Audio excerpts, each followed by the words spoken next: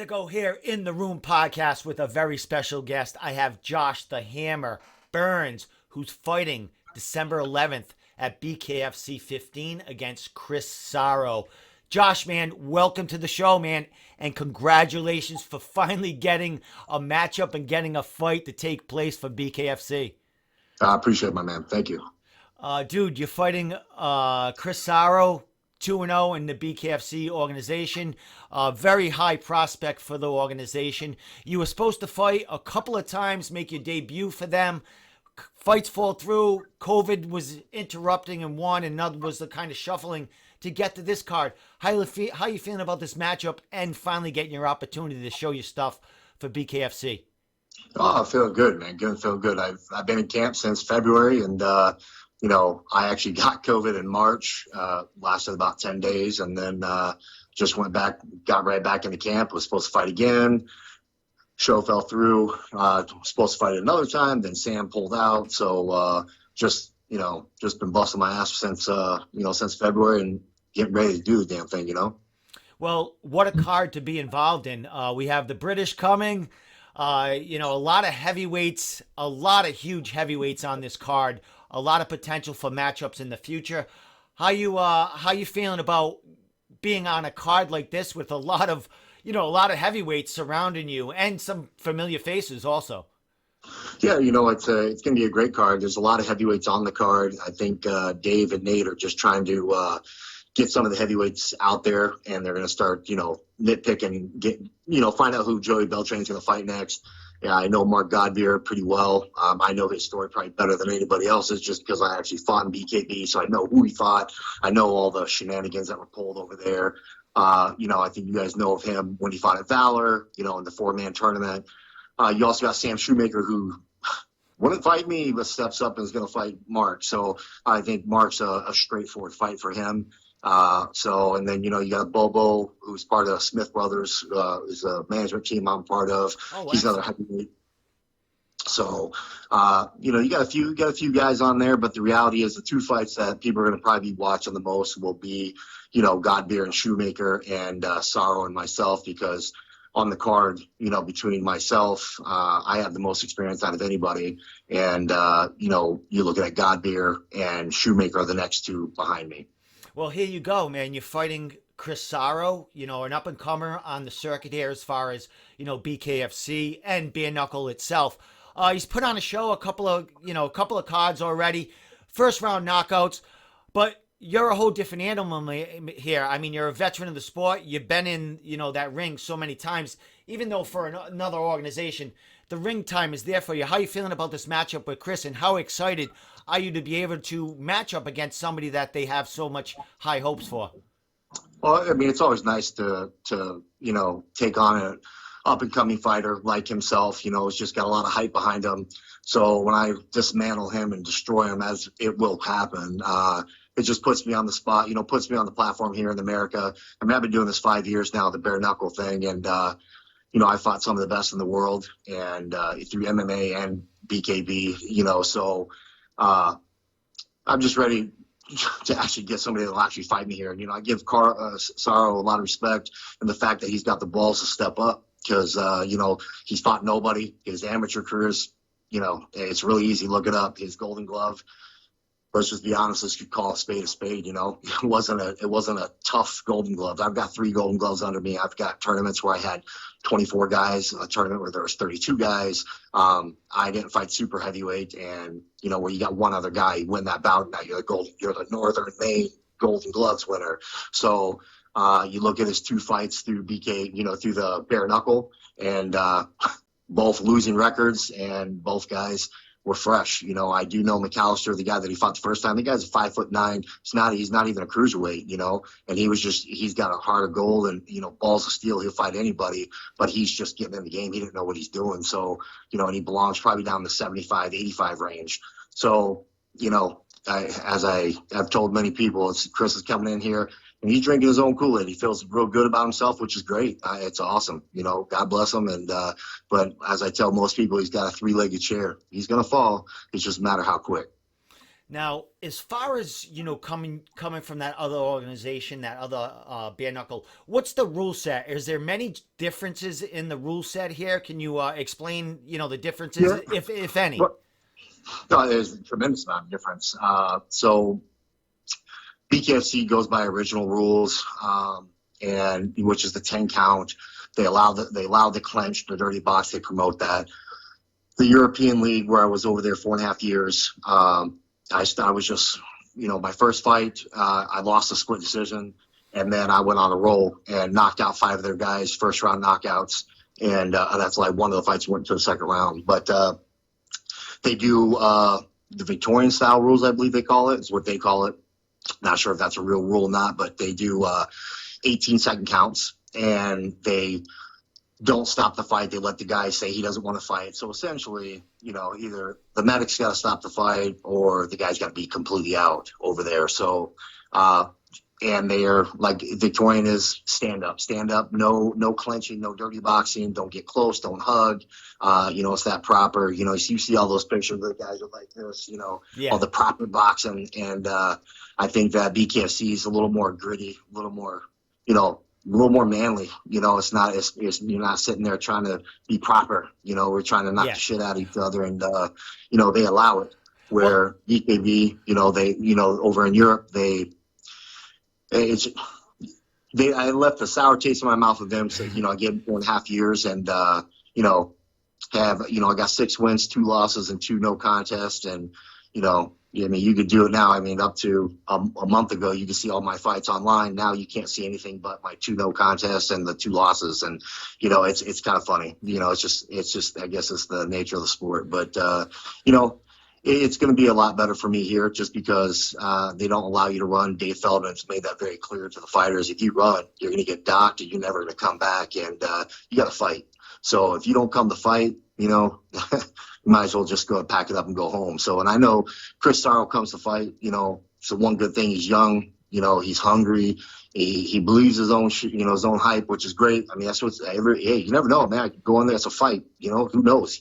He could touch me once, I could go to sleep. Now, it's never happened in my career, but hey, he could be the first one to do it, shit happens. So, it's going to be exciting. As long as he don't run, I think I'm just going to run through him. So I'm excited. Well, he's coming up in weight. I think Chris is fought, light heavy or so, or that weight. He did come up a little his last fight because his opponent didn't make weight, so Chris was allowed to to be heavier. Yeah. How do you think that pans out? Chris is trying to put on weight. I'm sure you're cutting weight. You're going to be the sizable fighter in there. How do you feel that goes as far as the weight difference here? Man, it's real simple. I've been boxing since I was 5. I've got 2 silver gloves, 3 golden gloves. I'm the boxer, not Chris. I've got the experience in the boxing ring, and I'm from Detroit. Trust me, there ain't no grittier place. Maybe Philly, but it's going to be equal. So I'm telling you right now, like as far as weight and size, all this, like I've seen, Chris was bragging, at first Dave Feldman told me he wanted me down in the 50s because I walked around about 275, 280. And he goes, I want you down, closer, so the commission doesn't mess with us. I want you closer to his weight. And then come find out, Chris is saying he weighs 235. So, if he was Floyd Mayweather, he's always got that experience and that skill and that speed, and you got to worry about that. It doesn't matter about the size. It just depends on how he manages his gas tank. Putting that exercise on, that's different. Just like when McGregor put on more weight, he found himself getting gassed a lot quicker. So these things that experienced fighters know.